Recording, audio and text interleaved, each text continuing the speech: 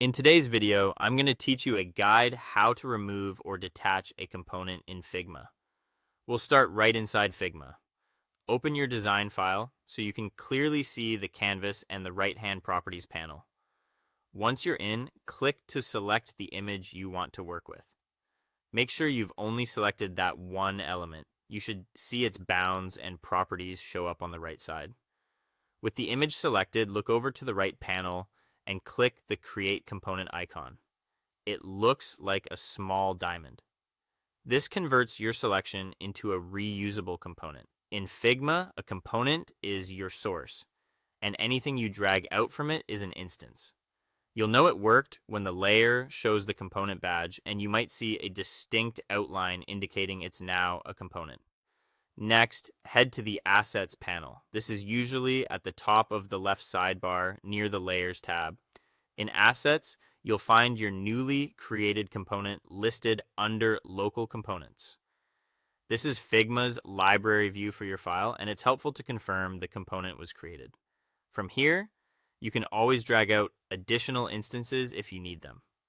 Now let's remove the component while keeping something to work with. First, duplicate the component instance on your canvas by holding Alt on Windows or Option on Mac, then click and drag the image to create a copy. Duplicating ensures you still have an instance available after you remove the original component. Then select the original component and press Delete on your keyboard. This removes the main component definition from your file. Don't worry, your duplicated instance will remain on the canvas. If you remove the main component and change your mind, you can always undo right away to bring it back. With the instance you kept, select the image on the canvas. Now right-click and choose Detach Instance. Detaching breaks the link to the original component and converts the instance into regular editable layers. This is especially useful when you need to customize details that were locked or controlled by the component. After detaching, your element won't receive updates from any main component, and you can freely modify it like any standard object in your design.